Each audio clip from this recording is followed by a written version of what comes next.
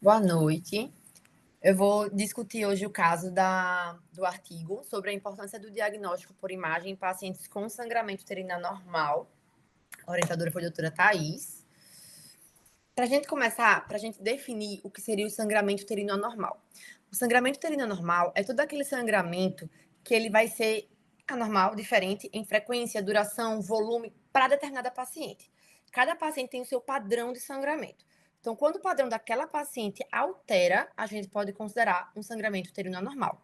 É bastante frequente na queixa, é uma queixa bem frequente no consultório de ginecologia, e até um terço das mulheres durante o período evolutivo, durante o período reprodutivo, podem ter o sangramento uterino anormal.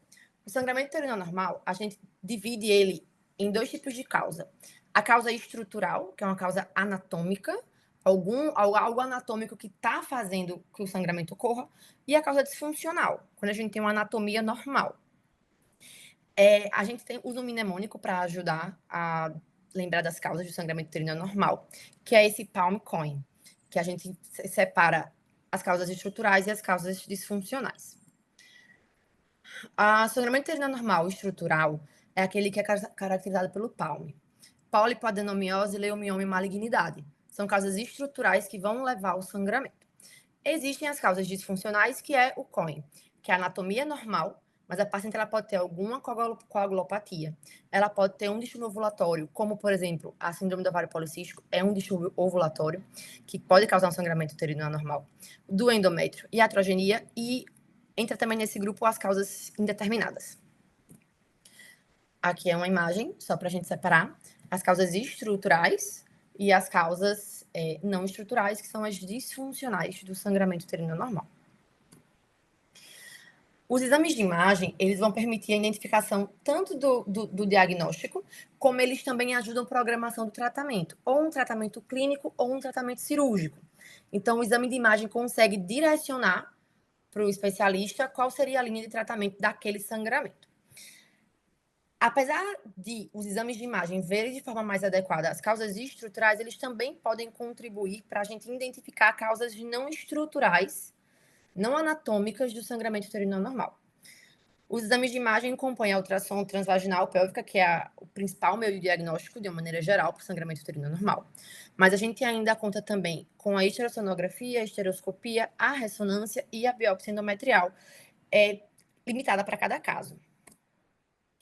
Começando falando dos pólipos. Os pólipos são projeções do endométrio para o interior da cavidade endometrial, que podem ser vistos no exame especular. Para quem nunca viu um pólipo, para quem não é ginecologista, o pólipo é praticamente uma linguinha saindo aí de dentro do colo do útero, é o pólipo. Microscopicamente, eles são uma mistura do tecido endometrial. É uma mistura de tecido fibroso denso, com canais vasculares, paredes espessas, e tem tamanhos variados. Eles podem ser grandes, eles podem ser pequenos, eles podem ser múltiplos únicos, com pedículo ou sésseis. E eles podem se exteriorizar, como na imagem. A prevalência do pólipo, isso aí é outro pólipo, bem menor. Dá pra gente comparar que esse aqui tá maiorzinho, esse aqui tá menorzinho. A prevalência do surgimento do pólipo, ele varia de 7 a 35% e vai aumentando o aparecimento, a chance de aparecer, né, a prevalência com a idade. Quanto mais a mulher vai envelhecendo, mais a chance de ter o pólipo. A maioria dos pólipos são benignos, é benigno. A incidência de malignidade ela é baixa, beirando 1% no período reprodutivo e beirando 5% durante a menopausa. Apesar dele ter uma incidência alta de benignidade, a gente não pode deixar o pólipo, ele precisa ser retirado pelo pequeno risco, mas ainda assim o risco de malignizar.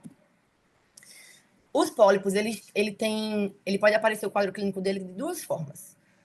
Ou assintomática, a paciente não sente nada e acha o pólipo de forma incidental no exame de imagem, ou ela pode ter sangramento associado ou não ao período menstrual. Ela pode ter um sangramento que vai demandar um alto fluxo, que pode levar até a anemia nas pacientes. A ultrassom transvaginal é o exame de primeira escolha, como eu tinha falado. Na ultrassom, a gente vê uma imagem ecogênica. Os limites são bem precisozinhos, ele é bem delimitado, localizado no interior da cavidade endometrial. Idealmente, para a gente poder ver o pólipo com maior precisão, o exame deveria ser a fase do ciclo menstrual, porque o endométrio está mais fino, então evita erros no diagnóstico. A especificidade do pólipo, do diagnóstico do pólipo, ela supera 95% quando a gente consegue visualizar o pedículo vascular ou Doppler. É o que a doutora Mariana e a doutora Thaís sempre falam, na dúvida, joga um Doppler para ver. E aí é um exemplo, não sei se eu consigo botar uma seta. Estão vendo a seta? Vocês estão me ouvindo? Sim, dá pra ver. Um exemplo do pólipo aqui na seta, ó, o pólipo bem delimitadozinho, e a gente consegue ver um pedículo vascular único saindo dentro deste pólipo. A mesma coisa vale para essa imagem. E aqui é só um exemplo de uma imagem por estereoscopia de como a gente consegue ver o pólipo por visualização direta na estereoscopia. A estereoscopia é o padrão ouro para o diagnóstico de pólipos, porque ele vai dar um acesso, visão direta na cavidade endometrial. Além dele ver, ele ainda pode retirar o pólipo, né? E a gente pode remover o pólipo simultaneamente durante a estereoscopia. Existem alguns exames de segunda linha que, na verdade, eles não são usados para o diagnóstico dos pólipos. Eles podem acabar vendo uns pólipos, certo? Então, a ultrassonografia, que é quando a gente faz o uso de ultrassonografia com infusão salina, porque a infusão salina vai aumentar o contraste ultrassonográfico da cavidade endometrial, vai distender aquela cavidade endometrial. E aí a gente consegue ver melhor dentro da cavidade. Então, vai permitir delinear o tamanho melhor, a topografia e outras características do pólipo. Como ela distende, você consegue até detectar pequenas lesões que não foram vistas na ultrassom, que são muito diminutas. Mas isso não é feito de rotina. A gente não faz esse exame de rotina para ver pólipo. A histerossopingografia, ela pode ver os pólipos endometriais como os defeitos de enchimento inespecíficos, certo? Dentro da cavidade. A gente não usa a histerossopingografia para determinar pólipo. A paciente foi fazer esse exame por algum outro motivo. E aí, na hora que o contraste passa, ele não enche a cavidade de forma completa e aí sugere a presença de pólipos. Mas precisa ser confirmado pela ultrassom transvaginal ou pélvica, mas de preferência pela transvaginal. Esses foram os pólipos. Aí, a adenomiose. A adenomiose são presença de glândulas e estromas do miométrio subjacente, podem ser localizada ou difusa. É um excesso daquela glândula estromal dentro da cavidade miometrial, que não era para estar ali. A taxa de prevalência varia de 5% a 70% dentro das mulheres. Pode ter vários sintomas, que pode estar ou não relacionada com a adenomiose. Tem paciente assintomática também com a adenomiose, que é um achado também da ultrassom. A ultrassom, novamente, é o exame de primeira linha, com precisão de 94%. A gente tem alguns critérios ultrassonográficos para definir a adenomiose. A gente não tem a obrigação de ver todos esses critérios na ultrassonografia de uma paciente. A gente precisa de pelo menos um para sugerir a adenomiose. O aumento do volume uterino, a assimetria das paredes uterinas anterior e posterior, né? A gente tem esqueci a palavra agora. A assimetria dessas duas paredes. A gente pode ter presença de áreas miometriais heterogêneas, a gente pode ter os cistos miometriais, que são aquelas areazinhas bem anecoicazinhas no miométrio. A gente pode ter estrias ecogênicas e nódulos também subendometriais. A gente vai ter uma interface endométrio e miométrio irregular e o espessamento da área juncional, que fica mal definida. Aqui alguns exemplos de imagens. A gente consegue ver que tem uma diferença grande de assimetria dessa parede, da parede posterior para a parede anterior. Aqui a gente consegue ver as estrias, ó, dá para ver. Aqui a gente tem os nódulos e aqui ainda tem um cistozinho, ó, que dá para a gente ver. Essa paciente aqui é bem recheada, de adenomiose. O uso do Doppler, sempre vale a pena botar um Doppler, permite a gente avaliar a localização, a quantidade e o tipo do fluxo vascular da adenomiose. Eu consigo definir se a adenomiose ela é focal, se ela não é focal, eu posso diferenciar com os leiomiomas, por exemplo, com os miomas uterinos, né? Por exemplo, nessa ultrassom aqui, a gente vê essa área aqui mais assimétrica do útero, e quando a gente joga o Doppler, a gente vê que ela não faz aquela delimitação bem bonitinha do leiomioma. Ela entra dentro da lesão, digamos assim, o que fala a favor de adenomiose. E aqui são outros exemplos de estrias, ó. Essa aqui tá mais bonita de ver. Tá bem direitinho, chega, faz uma sombra. Existem alguns exames secundários, novamente, para adenomiose. A gente tem a histerossonografia, que pode mostrar essa continuidade entre os espaços císticos subendométricos na cavidade endometrial. A esterosonografia é muito, muito, muito pouco usada. Entrou como diagnósticos, como exames diferenciais, mas a gente realmente não pede de rotina. A gente pode diagnosticar adenomiose também pela ressonância magnética, mas ela vai diagnosticar basicamente pela característica da angina juncional, que é quando você tem uma angina juncional maior do que 12 milímetros. E a esteroscopia, ela pode identificar alguns sinais de endometriais sugestivos de adenomiose, como hipervascularização endometrial, defeitos endometriais, sistema hemorrágico e submucoso, mas na adenomiose, realmente, o padrão ouro fica para ultrassom transvaginal. Os leiomiomas. Os leiomiomas são a neoplasia benigna de músculo liso mais frequente, é super comum. É uma alteração benigna na mulher. Afeta cerca de 70% das mulheres em idade reprodutiva. A gravidade do sintoma geralmente depende do tamanho, número e topografia do nódulo. Assim como tem pacientes assintomáticas que não sentem absolutamente nada com aquele mioma lá. E ela morre com ele. Porque se ele não mexer com ela, a gente não mexe com ele também não. Então vai depender muito do tamanho, do número e da localização do nódulo. A ultrassom é o exame de primeira linha, também para a gente poder ver a questão dos miomas.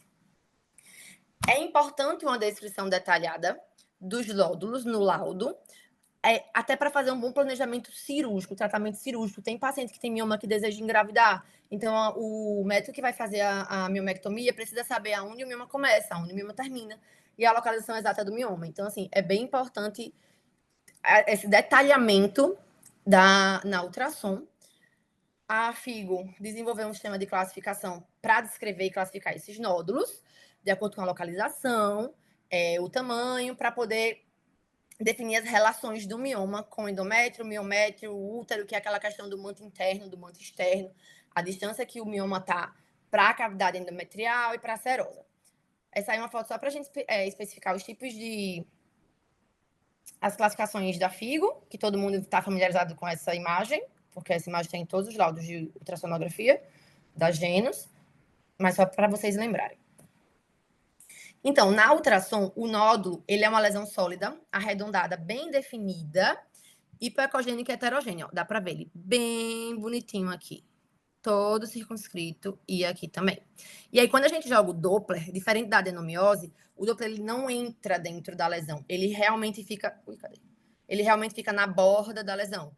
Ele faz um fluxo circunferencial ao redor da lesão, que geralmente é visível. Os nódulos, existem 3 tipos de nódulos, mioma, assim, grosseiramente falando. O subseroso, o intramural e o submucoso. Os nódulos submucosos são que têm maior probabilidade de causar o sangramento uterino anormal, independente do tamanho, porque eles estão diretamente ligados à cavidade endometrial, que é o que descama e a mulher sangra. Então, ele que tem maior chance de causar sangramento. A esterosonografia, ela pode ser utilizada aqui para poder a gente ver melhor a topografia do nódulo submucoso, já que ela distende a cavidade endometrial, a infusão salina distende a cavidade endometrial, permitindo ver melhor. Ela pode ser usada, especialmente se houver a possibilidade de intervenções cirúrgicas minimamente invasivas, como a miomectomia esteroscópica. Pacientes que desejam gestar, por exemplo, ou que têm muito sangramento e não querem tirar o útero, e tem um mioma essencialmente submucoso, um FIGO 0 ou um FIGO 1, que tem menos de 50% de acometimento intramural, elas se valem da miomectomia esteroscópica, dependendo do tamanho. A ultrassom 3D também pode facilitar a avaliação espacial, a gente tem uma percepção melhor de espaço, e a gente consegue caracterizar melhor a localização dos nódulos. A ressonância, ela é indicada para avaliação dos nódulos quando a ultrassonografia ela fica um pouco limitada, devido ao volume uterino. Então, quando eu tenho um volume uterino maior do que 300, 400, geralmente porque ela tem muitos múltiplos nódulos, é interessante o complemento com a ressonância. Porque a ultrassom ela vai perder a especificidade dela em dar detalhes daquele útero, porque ele está muito grande. Aí são exemplos de miomas. Aqui é uma imagem 3D de um mioma submucoso, FIGO 1, na parede lateral. Aqui é outro mioma submucoso, dá para ver que a gente vê o canal vindo aqui, e aqui a gente vê aqui parte do endométrio, dá para ver que ele está todo direitinho dentro. O mioma subseroso, que ele pega... Para mim, isso aqui é menos de 50% intramural, mas ele pega um pouquinho intramural aqui, e o mioma intramural que está totalmente dentro. Totalmente dentro, no fígado 4. Isso, pronto, miomas. Aí, malignidade e hiperplasia. O sintoma mais comum da neoplasia de endométrio é o sangramento genital. Quando a gente fala em câncer endometrial, a gente está falando do câncer de útero. A gente não pode confundir com câncer de colo do útero, são estruturas diferentes. Então, a neoplasia de endométrio, o principal sintoma é o sangramento genital. Então, o diagnóstico diferencial, como eu falei, com as neoplasias da vagina ou do colo do útero. É importante uma avaliação especular por um ginecologista para ver e identificar essa questão desse sangramento, porque às vezes não é do endométrio, é de fora. A hiperplasia endometrial é a lesão precursora do câncer de endométrio. Atualmente, a classificação da hiperplasia, ela teve várias variações, mas atualmente ela é classificada em 2 grupos: a hiperplasia sem atipias e a hiperplasia com atipias. O exame de imagem, por si só, ele não vai diagnosticar, certo? Um câncer de endométrio. Ele vai suspeitar da lesão, de uma possível lesão. A gente precisa da amostragem endometrial da biópsia, do exame histopatológico, para definir o diagnóstico. O exame histopatológico ele é feito através da esteroscopia, com biópsia. Mas para a gente chegar na esteroscopia, a ultrassom precisou suspeitar dessa malignidade. Então, quando a gente vê pacientes em período reprodutivo, geralmente o endométrio a gente aceita até 12, 15 milímetros, né? 1,2, 1,5. Quando a gente olha esse endométrio aqui, ó, ele até marca 3,35. Tá bem espessado, tá o dobro do considerado normal no período reprodutivo. Mas a gente também tem que lembrar que tem as pacientes na menopausa. Na menopausa, a gente aceita um endométrio de até 5 nas pacientes que não fizeram reposição hormonal e 8 nas que fizeram reposição hormonal. Pela reposição hormonal, o endométrio pode engrossar um pouquinho, mas nada mais do que isso. Passou disso, nas pacientes menopausadas, precisa orientar e sugerir continuar a investigação com esteroscopia devido ao risco de malignidade. Essas foram as causas estruturais, certo? Que foram os palmes: pólipo, adenomiose, leiomioma e malignidade. Quando a gente vem para os COINs, que é o sangramento uterino anormal de forma disfuncional, eu não tenho uma alteração anatômica, eu não tenho uma estrutura que pode ser retirada que está fazendo a minha paciente ter o sangramento.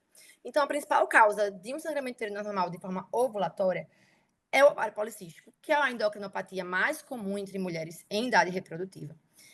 Não é que ele vá causar o sangramento, mas como ele desregula o ciclo fisiológico e endocrinológico da mulher, ele pode predispor um sangramento aumentado no período menstrual, mas o ovário em si não sangra. Então, a ultrassonografia transvaginal, ela vai identificar um dos 3 critérios de Rotterdam, para poder a gente dar o diagnóstico de ovário policístico, que eu preciso ter 20 ou mais folículos, com um diâmetro de até 9, ou um volume ovariano total maior do que 10 centímetros cúbicos em um ou ambos os ovários. O critério de Rotterdam são 3 critérios e a ultrassom faz apenas parte de um deles. Então, quando a gente acha numa ultrassom um ovário sugestivo de um ovário micropolicístico, isso não significa que a paciente tenha síndrome do ovário policístico. O ultrassom sozinho não dá diagnóstico, mas suspeita. Aí é um exemplo, dá para ver aqui, né? Vários folículos. E aqui é um exemplo de um ovário normal, que a gente vê que tem folículo, porque toda mulher sempre vai ter folículo, o ovário não vai ser limpinho. E aqui é um ovário policístico bem contrastando a diferença de um normal para um policístico. A gente também tem, dentro do sangramento uterino normal de forma disfuncional, que é o não estrutural, os COIN, tem a não classificada de outra maneira, né? Não entra como coagulopatia, não entra como disfunção endometrial, não entra como disfunção ovariana, não entra como iatrogenia, ela não é classificada de outra maneira que não essa. Então, incluem as condições que são mal definidas ou que são bem raras, que podem levar ao sangramento uterino anormal e não se encaixam no esquema de classificação. São elas a malformação arteriovenosa, as MAVs, que são bem raras, a hipertrofia miometrial e os defeitos de cicatriz de cesariana. Aqui é um exemplo de MAV, que eu achei super interessante, eu trouxe. Não é comum a gente ver que... Eita, não consigo botar... Ah, pronto. Que a gente vê essa imagem anecoica aqui, que a gente não consegue definir o que é, mas quando a gente joga o Doppler, a gente consegue ver todo o tumultuado de vascularização arteriovenosa aqui, que são essas malformações. Então, o Doppler realmente, na dúvida, como elas dizem, sempre joga um Doppler, que você não perde nada. Então, o sangramento uterino anormal, como eu falei, a questão é frequente no consultório. A investigação ela vai se iniciar a partir da anamnese, do exame físico, para poder avaliar os exames complementares, que a ultrassom sozinha também, sem a gente ter o básico da história da paciente, e a gente fica perdido com o resultado que a gente acha na ultrassom.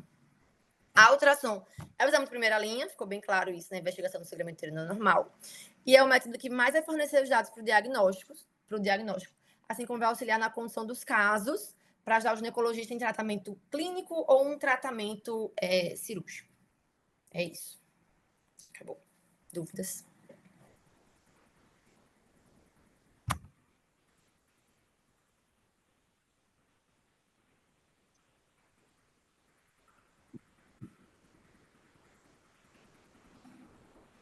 Ótima aula, Carolzinha. A gente, na realidade, essa aula de hoje, né, a gente colocou exatamente para a gente relembrar uma das queixas que é muito comum na mulher, né, que é o sangramento uterino anormal, né? Vou puxar alguns pontinhos aqui do que Carol falou, só para a gente lembrar algumas coisinhas, né, que ela frisou lá, eu vou só relembrar. Começando ali o sangramento uterino anormal, que tem causa patológica, né? Lembrar que ali ela falou dos miomas, mas os miomas, os principais, não é nem tanta quantidade, são aqueles que tocam mais o endométrio e dão um sangramento uterino anormal, né? Ou que tocam o endométrio, ou que está bem dentro da cavidade, que são os miomas submucosos, né? E os que são intramurais com componente submucoso. O restante, a grande maioria, pode dar outros sintomas, mas normalmente o sangramento anormal não, certo? O pólipo, como ela falou ali, cuidado na avaliação, né? O ideal é sempre no primeira fase do ciclo, por quê? Porque o endométrio fica fino e aí a gente consegue delimitar melhor, porque quando está na segunda fase do ciclo, o endométrio, lembra, ele fica ecogênico, então pode dificultar a avaliação. Então, às vezes, se ela vem com sangramento uterino anormal como queixa, principalmente aquelas mulheres que falam até que tem sangramentos fora do ciclo menstrual, ela veio na segunda fase do ciclo, pede para repetir, certo? E o ultrassom, ele ajuda muito no diagnóstico dessas patologias. A adenomiose pode não ter queixa, né? Mas as mulheres normalmente que têm com endometriose vêm com alguma queixa, às vezes um sangramento associado à dor. Então, para lembrar que antes do ultrassom, a gente conversar com a paciente, saber todas as queixas direitinho, porque pelo que ela conta, a gente já pode desconfiar do que seja, certo?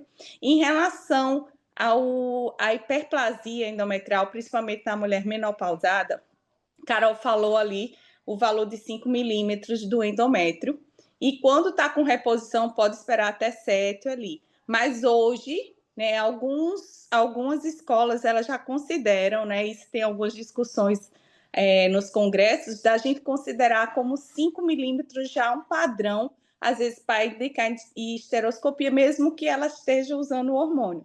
Se não indicar, ficar bem alerta e repetir esse ultrassom com mais frequência, se decidir por não fazer esteroscopia. Então, hoje, independente da reposição hormonal ou não, na menopausada está tendendo a pecar um pouquinho mais por excesso e considerar ali o padrão de 5 milímetros.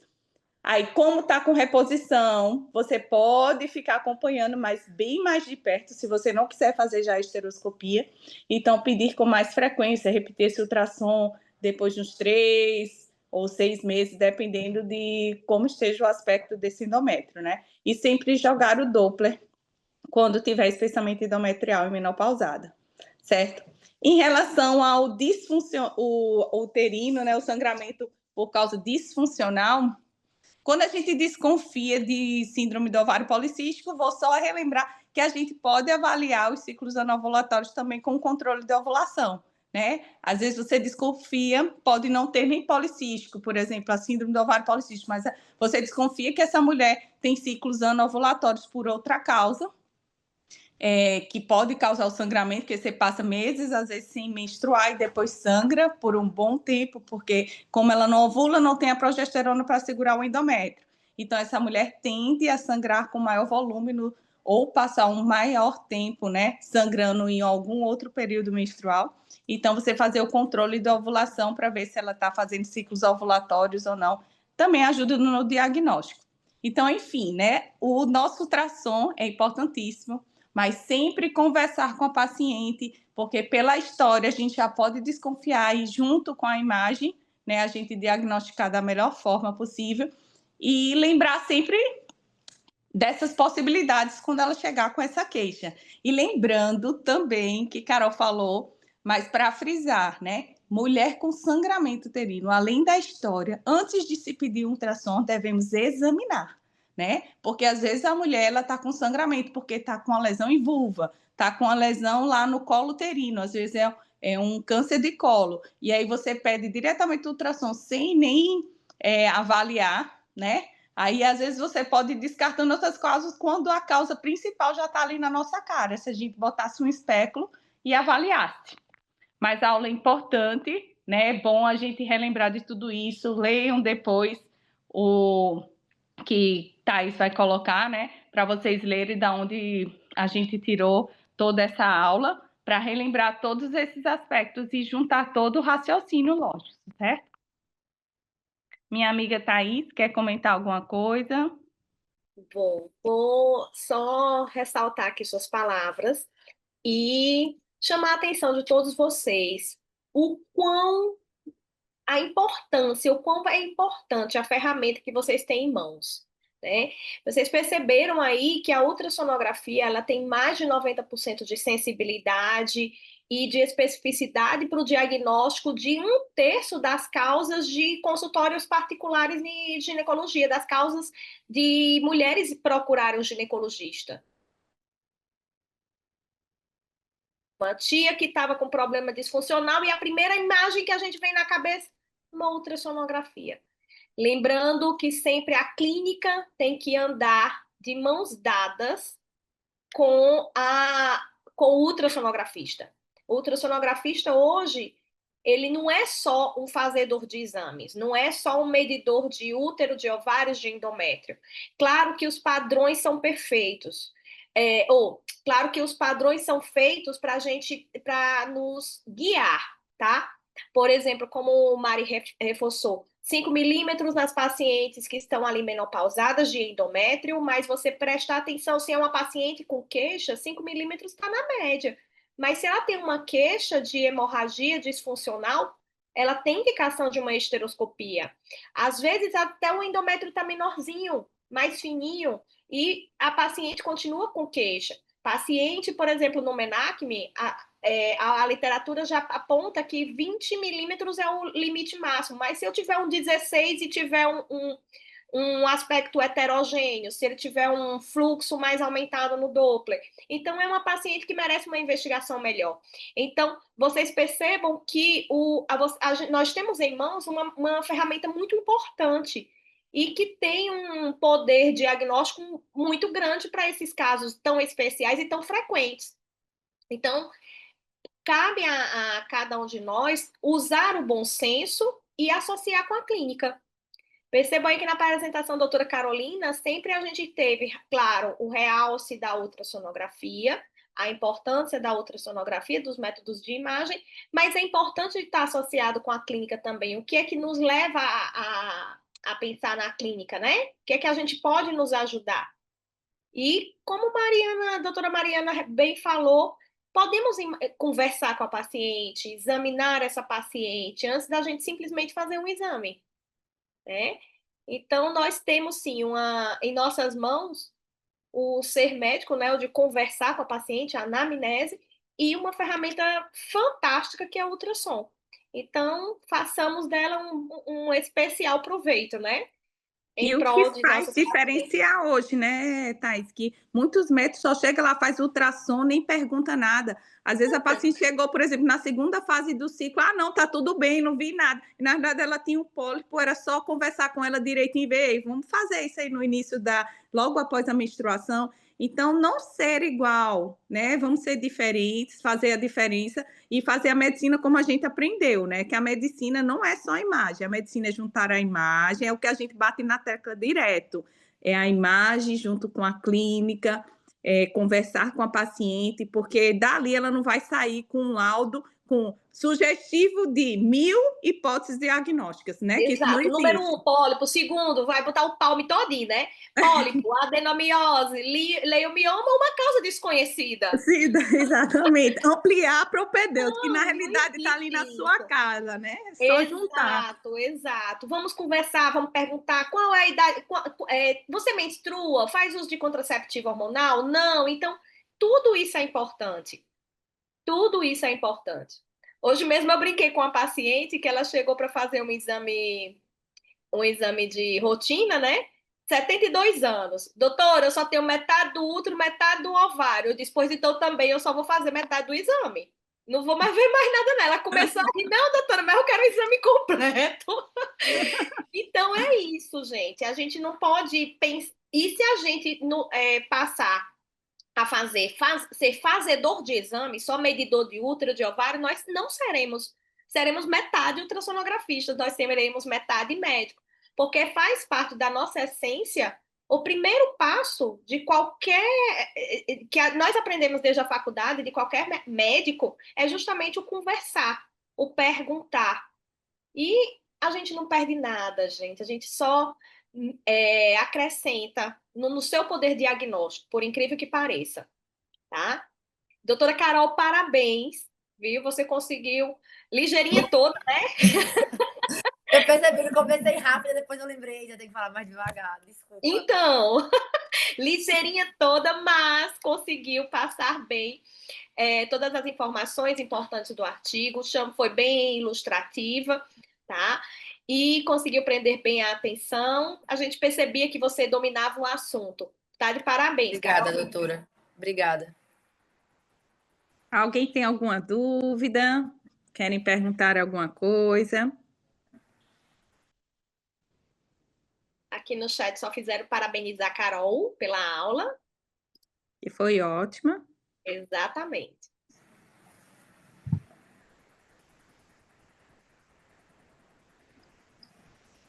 E a gente vai sempre bater na tecla sobre quase todas essas causas, né? Constantemente, né?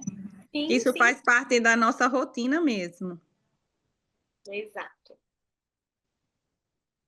Bem, se ninguém mais tem perguntas, saibam que sempre podem contar conosco, com o nosso canal sempre aberto lá no nosso grupo, tá? Deixo aqui as honras para a minha doutora Mariana, que está de férias e ainda vem aqui para a aula. Olha o privilégio que vocês têm, viu? Tá certo? As pacientes tudo se batendo na clínica atrás dela e ninguém acha. E ninguém acha. É só no Instagram o povo falando, meu Deus. Pois é, tá vendo? Olha, tudo atrás, olha o privilégio. Então, vou deixar as honras para ela encerrar nossa aula de hoje. Muito obrigada a todos vocês, uma boa noite. Boa noite, gente. Carolzinha arrasou mais uma vez. Você é Obrigada, craque nesse doutora. assunto. E boa noite, né, gente? Até semana que vem. Semana que vem eu tô de volta por completa agora. Deus quiser, um beijo a todos, uma boa noite.